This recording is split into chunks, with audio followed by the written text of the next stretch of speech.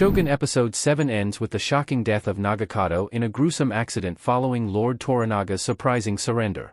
While Lord Toranaga announced the Crimson Sky plan at the end of Shogun Episode 6, any attack on Osaka would only work if he had the help of his brother, Seki Nobutatsu. However, not only did Seki not join forces with Toranaga, but he aligned himself with the Council of Regents and betrayed his brother. Toranaga's army was surrounded in a gyro, putting an end to Crimson Sky before it even began.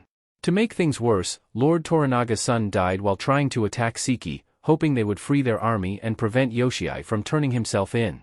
Toranaga's decision was not well received by his men, particularly John Blackthorne, who pointed out that they would all die now that their lord had seemingly given up. How Nagakato's death will impact Toranaga going forward remains to be seen, but the odds are currently not in his favor unless his surrender is part of a larger ploy to defeat Ishido later. Nagakato's death in Shogun Episode 7 explained. Nagakato's death was a terrible accident. Yoshii Nagakato wielding his sword in Shogun. Yoshii Nagakato, just like the Anjin and all of Toranaga's advisors, could not accept that his lord was going to turn himself in. With the help of Shogun's Lady Kiku, who was spending the night with Seki as his courtesan, Nagakato and his men ambushed Toranaga's brother and killed some of his samurai. Nagakato came very close to killing his uncle, but as he was raising his arms to use his sword for the final blow, Toranaga's son slipped and fell. His head hit a rock, leading to one of the most visceral, graphic deaths in the show so far. Seki pitied the death of his nephew, saying that his actions were not worth it. It's unclear who else knew that Nagakato was going to attack Lord Seki that night, but it is safe to say Lord Toranaga was not aware of it. Similar to what happened in Episode 4, Nagakato did not think his actions through, and they ended up backfiring. Even if he and his man had succeeded in killing Seki, Crimson Sky would never have worked without the help of Lord Toranaga's brother.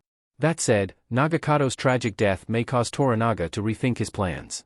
Why Lord Toranaga is surrendering to Ishido and the regents? Is there more to Toranaga's decision? According to Toranaga, even though there is an evil to be fought, he will not do it at the risk of dividing the country. This was the response he chose to give to his allies, though, and it may not be the whole truth. Toranaga is smart enough to know that, without his brother's army, he does not have the numbers to take Osaka. Crimson Sky would be a suicide mission with Toranaga's current regiment, which is why he did not want to consider this option in the first place. Lord Toranaga had no choice but to announce that he was going to report back to Osaka and leave his fate at the hands of Ishido and the other regents. Still, there may be more to Toranaga's surrender than it seems. Given how smart Yoshii has proven to be so far, he might have a backup plan.